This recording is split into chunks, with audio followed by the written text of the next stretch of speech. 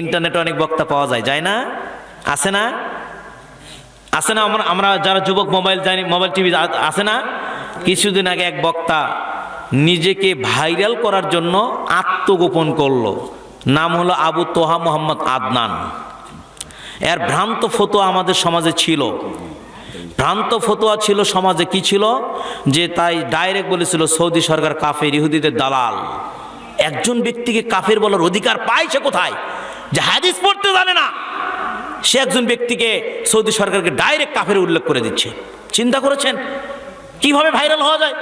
বলছে টাকার এই কাগজ ব্যবহার করা যাবে না, টাকা তোমরা রেখো না, এটা ফেতনা, তোমরা জমি কিনে রাখো, স্বর্ণ ব্যবহার করো। সে ভবিষ্যৎবাণী বলে দিচ্ছে। অথচ গণকের কাজ যদি কোনো ব্যক্তি যায় 40 দিন তার ইবাদত কবুল হবে না। যদি শুধু যায়, যদি কেউ গণকের কাজ শুধু যাবে, গেলেই 40 দিন ইবাদত কবুল হবে না। আর একজন ব্যক্তি যখন নিজেই গণক সেজে ভবিষ্যৎবাণী দিচ্ছে, তার অবস্থা কি হবে? কথা বলেন তো, অবস্থা ভালো না খারাপ? কথা বলেন, অবস্থা ভালো না খারাপ? এই কথাটা আমি বলছিলাম। আবার দেখা যাচ্ছে অনেক কমেন্ট আমার একটা বক্তব্য নিতে যখন চলে গেছে, অনেক কমেন্ট আসছে। এত কমেন্ট, প্রায় 20-25 হাজার শুধু কমেন্টই করেছে। অনেকেই যুবকেরা বলছে, বলছে যে না, আবু তোহা মোহাম্মদ আদনান ভালো। কয়েকদিন আগে আরেকটা ফতোয়া ডেলিভারি করেছেন আবু তোহা মোহাম্মদ আদনান। সেটা জানেন কি? যে আল্লাহ নবী সাল্লাল্লাহু আলাইহি ওয়াসাল্লাম 3 বার আত্মহত্যা করতে চেয়েছিল কিন্তু করেনি। বলেন নাউজুবিল্লাহ। আল্লাহ নবীর নামে অত অপবাদ। দেখেন, এবার দেখেন বক্তাদের পরিস্থিতি দেখেন, আর কিয়ামতের অবস্থা দেখেন। আল্লাহ রাসূল সাল্লাল্লাহু আলাইহি ওয়াসাল্লাম বলছেন, বাল্লিগু আন্নী ওয়ালাউ আয়া ওয়া হাদিসু আন বানি ইসরাঈল ওয়ালা হারাজ ওয়া মান কাযাবা আলাইয়া মুতাম্মিদান ফালিয়াতাবাওয়া মাকাদাহু মিনান নার। আমার একটা কথা জানা থাকলে বলে দাও, তাবলীগ করো। বানি ইসরাঈলের গল্প থাকলে বলে দাও। এই বক্তা, এই পৃথিবীর আলেম, শোনো, খবরদার। ওয়া মান কাযাবা আলাইয়া মুতাম্মিদান ফালিয়াতাবাওয়া মাকাদাহু মিনান নার। খবরদার, আমি নবীর নামে মিথ্যা কথা বলিও না, আমি নবীর নামে কোনো কথা শরীয়তে চালিয়ে দিও না। যদি দাও, তুমি তোমার থাকার জায়গা সরাসরি জাহান্নামে করে নিলে। বলেন নাউজুবিল্লাহ। নবীর নামে বললো, নবীর নামে বলছে যে নবী আত্মহত্যা করতে চেয়েছিল, আর সেই কথাকে সাপোর্ট করলো আহমদুল্লাহ নামে একজন নেট কাঁপানো বক্তা। কি করে তাদের আকীদা সঠিক হতে পারে? তাদের আকীদায় ভ্রান্ত, তারা খারিজ আকীদার লোক। আর এই আবু তোহা মোহাম্মদ আদনানের এই বক্তব্যকে সাপোর্ট করলো একজন মিডিয়া ব্যক্তিত্ব, আহমদুল্লাহ ভাই। তা আপনার মুখ থেকে এরকম তার এই বক্তব্য সাপোর্ট করা আমরা চাই নাই। যে আপনি যে একজন ইখওয়ানি বক্তা, এটা আজকে মুসলিম সমাজের কাছে প্রচার হয়ে গেছে। যা আপনি একজন গোলালু মার্কা, গোলালু মাছ দিয়েও খাওয়া যায়, আলু গোস্ত দিয়েও খাওয়া যায়, ভর্তাতেও খাওয়া যায়, ডাল করেও খাওয়া যায়। এই ধরনের বক্তারা হলো এরকম গোলালু মার্কা বক্তা। কথা বলেন ঠিক কিনা? আছেন এরকম বক্তা আমাদের সমাজে? আবার ভবিষ্যতে আরো নতুন নতুন ফতোয়া দিবে। কিছুদিন আগেই আবু তোহা মোহাম্মদ আদনান বগুড়া শহরে আমাদের একটা মসজিদে খুতবা দিতে গিয়েছিল, কোনো ভিডিও করতে দেয় নাই, যে ভিডিও করা যাবে না। তার মানে সে জাতিকে ভ্রান্তি পথ দেখাচ্ছে, ভ্রান্তিতে নিয়ে যাচ্ছে। সে জাতিকে জিহাদের নামে উদ্বুদ্ধ করছে। সে ভবিষ্যৎবাণী বলছে যে আপনার হলো দাজ্জাল সম্পর্কে, কিয়ামত সম্পর্কে, ইমাম মাহদী সম্পর্কে ভবিষ্যৎবাণী বলছে। অথচ ভবিষ্যৎবাণী বলার অধিকার কাউকে দেয় নাই। অথচ একজন বক্তা বলছে। সবচেয়ে বড় অবাক লাগে, সবচেয়ে বড় অবাক লাগে একজন বক্তা যখন সরাসরি নবী করিম সাল্লাল্লাহু আলাইহি সাল্লামের নামে মিথ্যা চালিয়ে দিচ্ছে যে নবী করিম সাল্লাল্লাহু আলাইহি সাল্লাম 3 বার আত্মহত্যা করতে চেয়েছিলেন। চিন্তা করেছেন? অথচ আত্মহত্যাটা রাসূল সাল্লামের যুগেও আগেকারও আত্মহত্যাটা করা হারাম ছিল। আত্মহত্যা করা কি হালাল না হারাম ভাই? তাহলে একজন হারাম কাজ একটা নবীর নামে চালিয়ে দিচ্ছে, আর সেই বক্তাকে আমরা পূজা করছি। মনে রেখো যে তোহা আদনানের যে যারা চামচা রয়েছে তাদেরকে বলছি, ভাইজানেরা, তোমরা তওবা করে ফিরে আসো। মানুষকে তাকলিদ করে আমল করিও না। এই তাকলিদ করে আমল করলে তোমাদের সব শেষ হয়ে যাবে। কথা বলেন ঠিক কিনা? আমাদের সমাজে কিছু বক্তা আছে যে হয় আহলে হাদিসের কাছে গিয়ে আহলে হাদিস সাজে, মাযহাবিদের কাছে গিয়ে মাযহাবি সাজে। তারা বলে এটাও ঠিক, ওটাও ঠিক, এটাও ঠিক, ওটাও ঠিক। এরকম বক্তা আজকে আমাদের নেটে ভাইরাল বেশি। কথা বলেন ঠিক কিনা? আমরা সেই বক্তাদেরকে টাকা দিয়ে দাওয়াত করে দাওয়াত দিচ্ছি। কি আকীদা, পচা আকীদা, নোংরা আকীদা।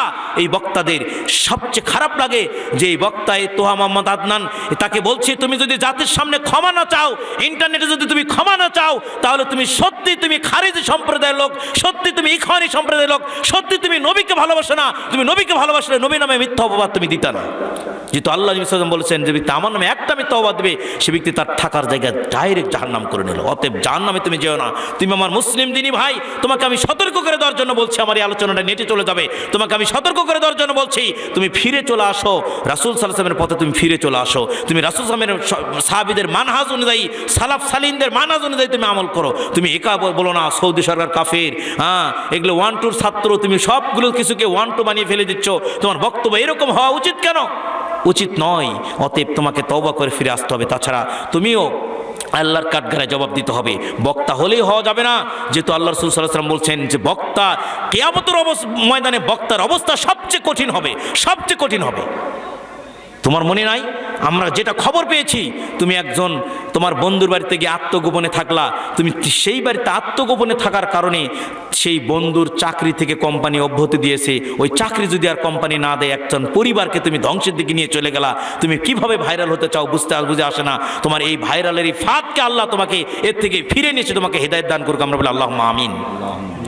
এরকম অনেক বক্তা, আহমদুল্লাহ ভাই বলছে যে কি বলছে জানেন, যে তবলিগ জামাতের মতো নিরীহ ব্যক্তি, নিরীহ কোনো দল এই পৃথিবীতে আর নাই।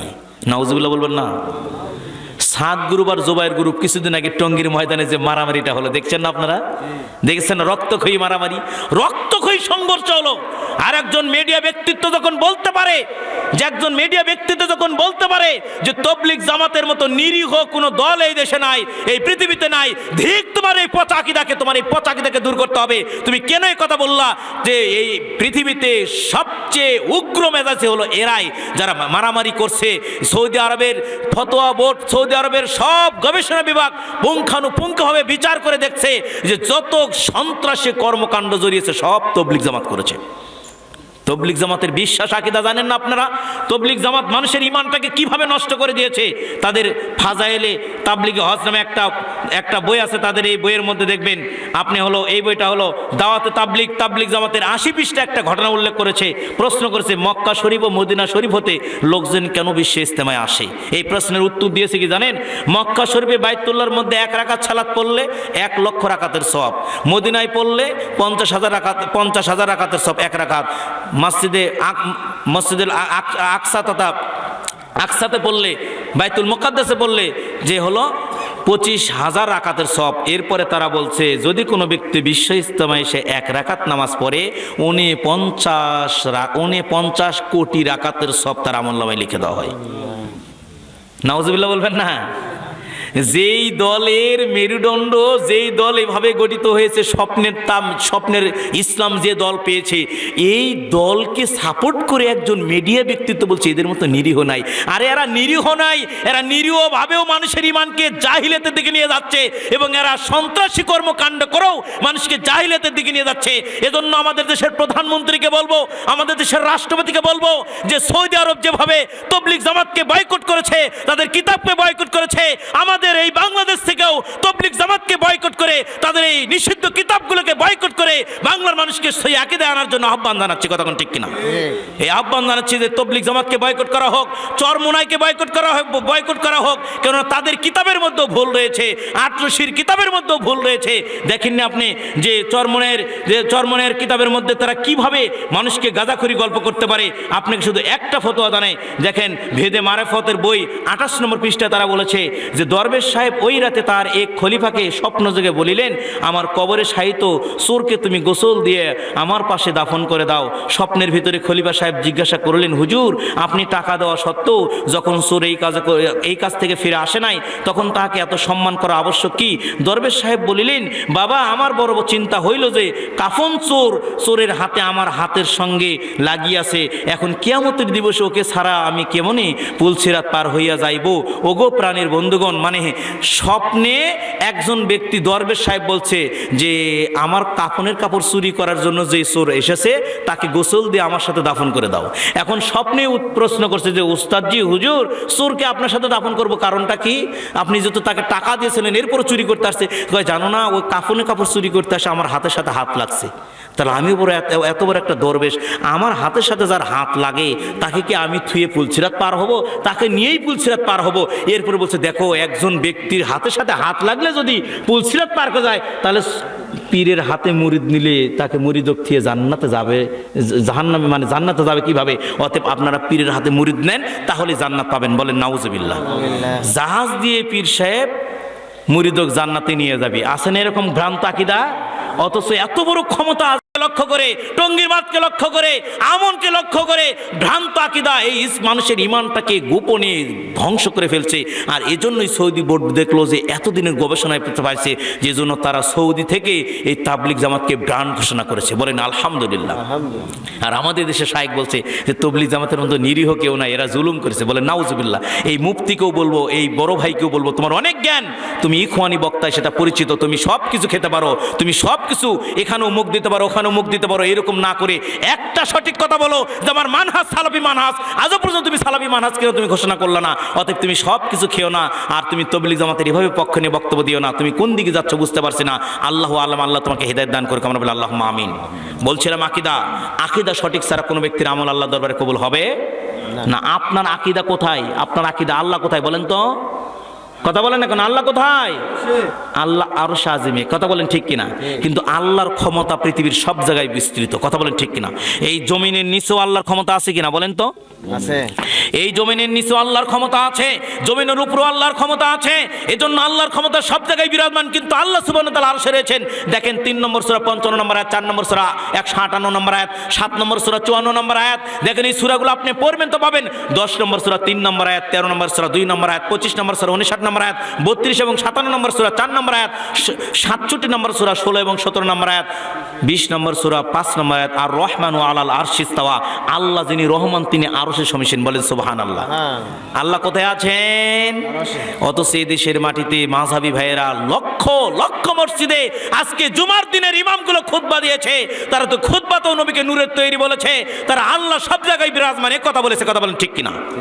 এই আকীদা থাকলে আমল কবুল হবে ভাই? কথা বলেন কবুল হবে? কবুল হবে না। ছোট্ট একটা হাদিস দিয়ে আপনাকে আরেকটু বোঝাচ্ছি।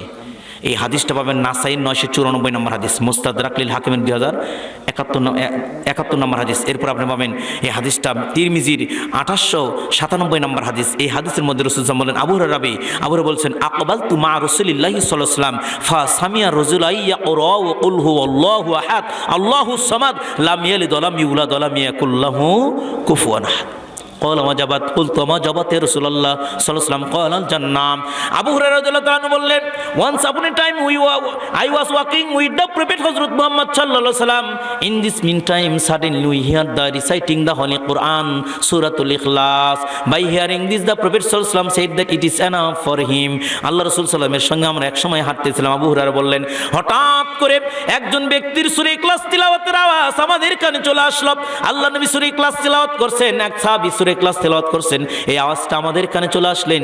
এটা শোনার সঙ্গে সঙ্গে আল্লাহ রাসূল বললেন, ওয়াজাবাত, ওয়াজিব হয়ে গেছে। আমি আল্লাহ নবীকে প্রশ্ন করলাম, বলতো ওয়াজাবাত ইয়া রাসূলুল্লাহ সাল্লাল্লাহু আলাইহি ওয়াসাল্লাম, কি ওয়াজিব হয়ে গেল? কার জন্য কি ওয়াজিব হয়ে গেল?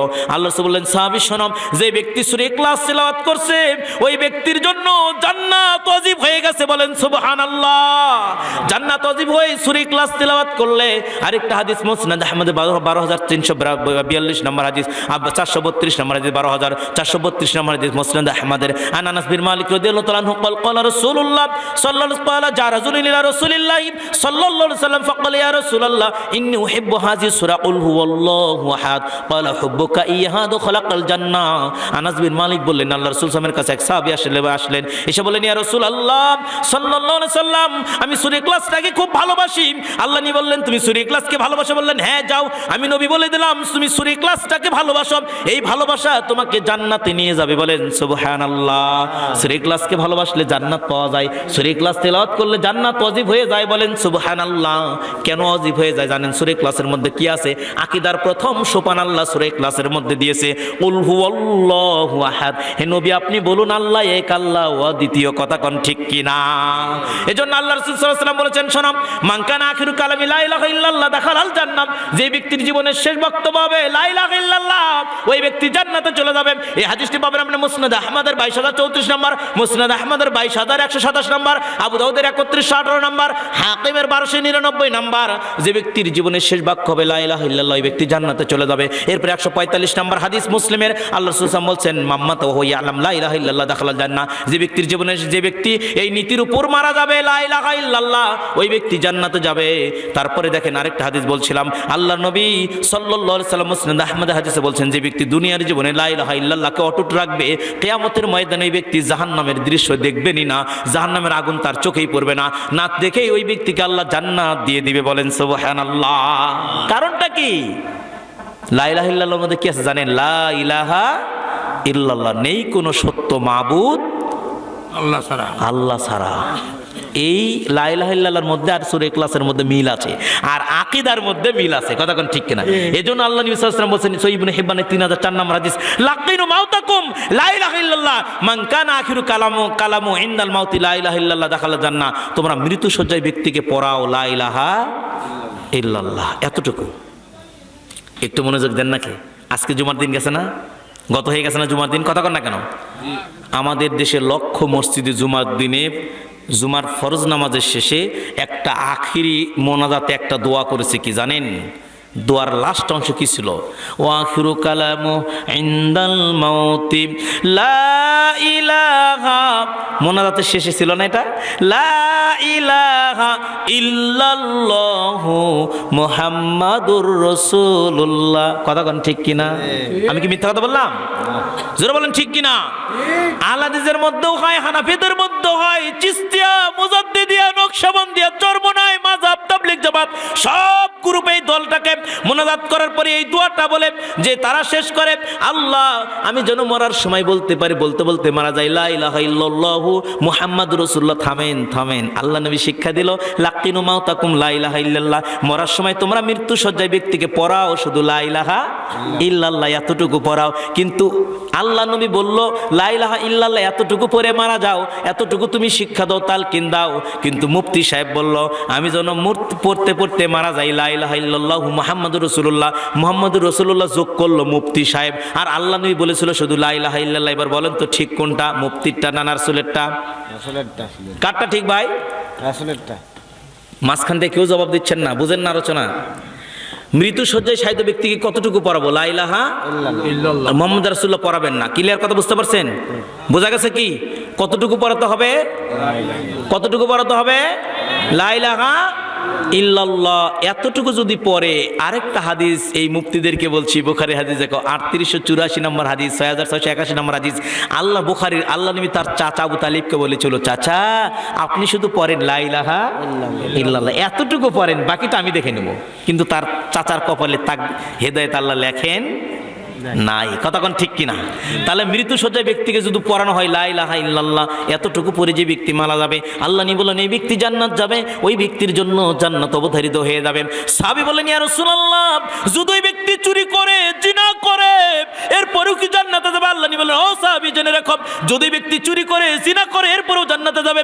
আবার রাবী বললেন ইয়া রাসূলুল্লাহ যদি ব্যক্তি লা ইলাহা ইল্লাল্লাহ পড়ে পড়ে মারা যায়, কিন্তু ব্যক্তি যদি চুরি করে, জিনা করে, এরপরেও কি জান্নাতে যাবে? আল্লাহ নবী বলেন ও সাহাবী জেনে রেখো, আমি নবী ডিক্লার দিয়ে গেলাম যে ব্যক্তির জীবনের শেষ বাক্য হবে লা ইলাহা ইল্লাল্লাহ, ওই ব্যক্তি যদি চুরিও করে, জিনাও করে, এরপরেও ওই ব্যক্তিকে আল্লাহ জান্নাত দিয়ে দিবে। বলেন সুবহানাল্লাহ। কেন? কারণটা কি? লা ইলাহা ইল্লাল্লাহর মধ্যে আকীদার সমন্বিত রয়েছে। যে ব্যক্তি লা ইলাহা ইল্লাল্লাহ টিকে রাখবে, ওই ব্যক্তি কোনোদিন শিরক কাজ করবে না। আপনি ভাবছেন আপনি লা ইলাহা ইল্লাল্লাহ 14 বার করে পড়লেই জান্নাত ওয়াজিব হবে, ঠিক তা নয়।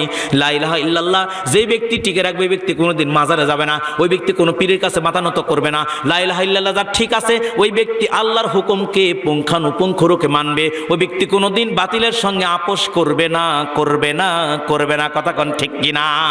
লা ইলাহা ইল্লাল্লাহ যার ঠিক, যে ব্যক্তি ঠিক রাখবে, ওই ব্যক্তি সালাত পরিত্যাগ করবে না, ওই ব্যক্তি বেনামাজি হতে পারে না। যে ব্যক্তি লা ইলাহা ইল্লাল্লাহ ঠিক রাখবে, ওই ব্যক্তি বেনামাজি হতে পারে না, ওই ব্যক্তি নিষেধাদ্রব্য পান করতে পারে না। আমার শ্রদ্ধেয় ভাইজান কত সুন্দর করে নিষেধাদ্রব্যর আলোচনা করে গেছে, কত সুন্দর করে আলোচনা করে গেছে। একটা হাদিস দেখেন, আমি আপনাকে আবারও স্মরণ দিয়ে দিচ্ছি, এই হাদিসটা আপনি পাবেন।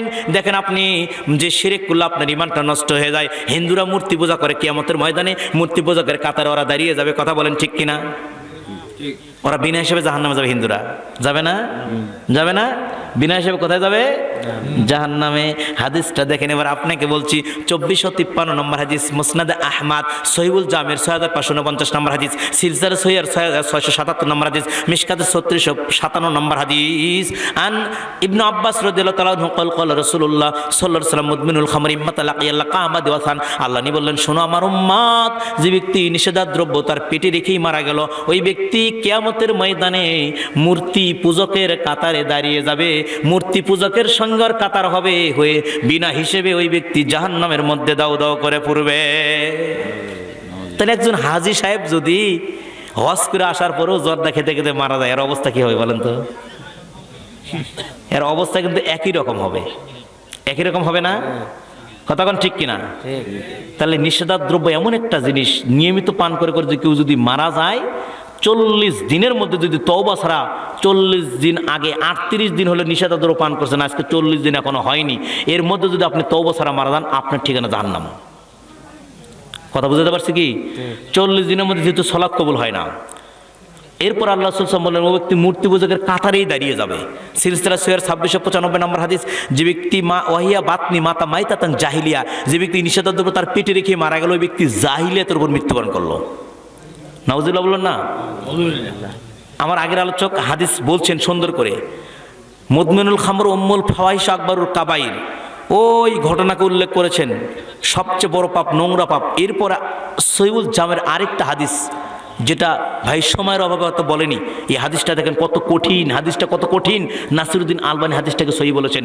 সহিহুল জামের 3345 নম্বর হাদিস, আল্লাহ বলছে, অমাং শারিবাহা ওয়া কালা উম্মিহি ওয়া খালাতিহি ওয়া আম্মাতিহি, যে ব্যক্তি নিষেধাদ্রব্য, নিকৃষ্ট পাপ, বড় পাপ, এটা জানার পরেও যে ব্যক্তি পান করলো, ওই ব্যক্তি যেন তার মায়ের সঙ্গে, তার খালার সঙ্গে, তার ফুফুর সঙ্গে ব্যভিচারে লিপ্ত হলো। বোঝাতে পারছি কি আমি আপনাকে? বুঝতে পারছেন? তাহলে দেখেন একজন হাজী মানুষ, আকীদা কোথায়? আকীদা নিষেধাদ্রব্য পান করে সে শিরকের কাতারে চলে যাচ্ছে, তাহলে ব্যক্তি কি জান্নাত পাবে? না। এর জন্য জান্নাত হারাম। 3 শ্রেণীর লোকের জন্য জান্নাত ডাইরেক্ট হারাম, ডাইরেক্ট হারাম। তার মধ্যে মুদমিনুল খামর, নিষেধাদ্রব্য পানকারী। সম্মানিত দিনী ভাই, বলছিলাম আমি আপনাকে, আমরা জানি আমাদের জমিয়তে আহলে হাদিসের সম্মানিত সহসভাপতি আহমদুল্লাহ তিরিশালী সাহেব, চেনেন না আপনারা? অনেকেই চেনেন না? ওনার শ্বশুর ছিলেন আব্দুল সাত্তার তিরিশালী সাহেব, ছিলেন না? পুরো বাংলা ওয়াজ করছেন, আহলে হাদিসের একজন কর্ণধর ছিলেন আব্দুল সাত্তার তিরিশালী সাহেব। ওনার বাপ, জি, ওনার আব্বা আহমদুল্লাহ তিরিশালী সাহেবের বাবা আব্দুল সাত্তার তিরিশালী সাহেব ছিলেন বাংলার আহলে হাদিসের একজন কর্ণধর। কথা বলেন ঠিক কিনা? তিনার জামাই আহমদুল্লাহ তিরিশালীবের ভগ্নিপতি, তিনার জামাই আব্দুল মাজেদ সালাফি, বাড়ি হলো আপনার জামালপুর সরিষাবাড়ি। অনেকে চিনেন কি জানে না? কয়েকদিন আগেই মারা গেলেন তিনি, ব্রেন স্ট্রোক করে মারা গেছেন। জি, ইন্না লিল্লাহি ওয়া ইন্না ইলাইহি রাজিউন। আল্লাহ তাকে জান্নাতবাসী করুক, আমরা বলি আল্লাহুম্মা আমিন। 4 বছর আগে আমি জামালপুর সরিষাবাড়ি গণময়দানে একটা আলোচনা করছিলাম নিষেধাদ্রব্য। আব্দুল মাজেদ সালাফি সাহেব পিছনে বসা, আমি জানি না এত বড় ব্যক্তি পিছনে বসা আছে। 2 বছর পর তার মসজিদে আমি মাহফিল করে, প্রধান বক্তার মাহফিল করে, তার বাড়িতে আমাকে রাখতে, মেহমান হিসেবে আমাকে আপ্যায়ন করলো, বাড়িতে থাকলাম। ফজর সালাত করে তার বিবি আব্দুল সাত্তার তিরিশালী সাহেবের মেয়ে, এই বুড়া বয়সে, বুড়ি বয়সে, বার্ধক্য বয়সে এই মা কত সুন্দর করে রান্না করেছে আমার জন্য, রাত জেগে জেগে ফজরের সময় খাবার রেডি। এরপরে খাবার দিয়ে আব্দুল মাজেদ সালাফি বলছে, আলামিন তুমি তো একটা পুস্কি মানুষ, ছোট মানুষ। হেসে হেসে বলছে, তুমি তো একটা ছোট বক্তা। হ্যাঁ শোনো, শ্বশুরের সাথে পুরো বাংলা ঘুরছি, জর্দা খাসি আর ওয়াজ করছি, জর্দা খাসি আর ওয়াজ করছি, কিন্তু তোমার 2 বছর আগে তোমার এই নিষেধাদ্রব্যের ওয়াজ শুনে মঞ্চে তওবা করে আজ থেকে সেদিন থেকে জর্দাবাদ দিছে, আর জর্দা খাই না। আলহামদুলিল্লাহ। আমি বললাম, আমার মতো ছোট একজন মানুষ যে আল্লাহকে আপনাকে হিদায়াত দান করছে, এর চার বড় চাওয়া পাওয়া হতে পারে না। কথা বলেন ঠিক কিনা? এই জন্য আলোচনা শুনে মানতে হবে। কথা বলেন ঠিক কিনা? আলোচনা শুনে কি করতে হবে? মানতে হবে। এই যতগুলো লোক নিষেধাদ্রব্যের ওয়াজ শুনেছেন, আল্লাহ কসম করে বলছে আজ থেকেই বাদ দিতে হবে। নিষেধাদ্রব্য পান করা হারাম, এর বিক্রি করাও হারাম। বিড়ি, সিগারেট, জর্দা পাতাগুলো, এগুলো বেচাও হারাম। ক্লিয়ার কথা বুঝতে পারছেন? এটা বিক্রিও হারাম। সম্মানিত উপস্থিতি দিনী ভাই, আমি কথা বলতে চাইছিলাম না, এটা আকীদার সঙ্গে জড়িত। আপনি ভাবছেন আপনি লা ইলাহা ইল্লাল্লাহ বলবেন, কিন্তু যদি আপনি বিড়ি পান করেন লা ইলাহা ইল্লাল্লাহ টিকবে না। আপনি যদি জর্দা পান করেন লা ইলাহা ইল্লাল্লাহ টিকবে না। বলছিলাম মুসলিম দিনী ভাই আমার, আপনার লা ইলাহা ইল্লাল্লাহকে যদি আপনি টিকে রাখতে চান, আপনার আকীদা সঠিক করতে হবে। আপনার সঙ্গে শিরকের মানে শিরক করা যাবে না। যে ব্যক্তি শিরক করবে ওই ব্যক্তির আকীদা টিকবে না, ওই ব্যক্তির আমল আল্লাহর দরবারে কবুল হবে না। দেখেন আপনাকে বোঝাতেছিলাম, যখন এই আয়াতটা নাযিল হলো আমি খুতবার ভিতর নিয়েছিলাম, আল্লাযিনা আমানু ওয়া লাম ইয়ালবিসু ঈমানাহুম বিজুলমিন। এই হাদিসটা পাবেন আপনি বুখারীর 4776 নম্বর হাদিস। আন ইবনে মাসউদ আন আব্দুল ইবনে মাসউদ রাদিয়াল্লাহু তাআলা আনহু ক্বালা লাম্মা নাযালাত আল্লাযিনা আমানু ওয়া লাম ইয়ালবিসু ঈমানাহুম বিজুলমিন শাক্কা যালিকা আলা আসহাবি রাসূলিল্লাহি সাল্লাল্লাহু আলাইহি ওয়াসাল্লাম ক্বালু ইয়া রাসূলুল্লাহ আইয়ুনা লাম ইয়াজলিমু নাফসি। এই আয়াতটা যখন নাযিল হচ্ছিল সাহাবারা তখন বুঝতে পারলো না আয়াতটা আসহাবীদের কাছে খুব কঠিন লাগলো। তারা আয়াতের অর্থ হলো নিশ্চয় যারা ঈমান নিয়ে আসবে এবং ঈমানের প্রতি জুলুম করবে না, আমি আল্লাহ তাদেরকে দুনিয়া এবং আখিরাতের জীবনে যত বিপদ আছে সব বিপদ থেকে আমি আল্লাহ তাদেরকে হেফাজত করে দেব। বলেন সুবহানাল্লাহ। এই আয়াতটা যখন নাযিল হচ্ছিলেন সাহাবারা বুঝলেন না, আল্লাহ নবীর কাছে গিয়ে বললেন ইয়া রাসূলুল্লাহ সাল্লাল্লাহু আলাইহি সাল্লাম, পৃথিবীতে এমন কোন ব্যক্তি আছে কি যে ব্যক্তি মানুষের উপর জুলুম করে, যে ব্যক্তি তার নিজের উপর জুলুম করে না? আল্লাহ রাসূল বললেন সাহাবীরা এই আয়াতের ব্যাখ্যাটা এমন নাই, তোমরা কি শোনো নাই? আওয়ালাম তাসমাউ কওলা লুকমান আলাইহিস সালাতু ওয়াস সালাম, তোমরা কি শোনো নাই লোকমান তার সন্তানকে বলেছিল ইয়া বুনাইয়া লা তুশরিক বিল্লাহ ইন্নাশ শিরকা লা যুলমুন আযীম। বৎস তোমরা শিরক করিও না, পৃথিবীর মধ্যে সবচেয়ে বড় জুলুমের নাম হলো আল্লাহর সঙ্গে শিরক করা।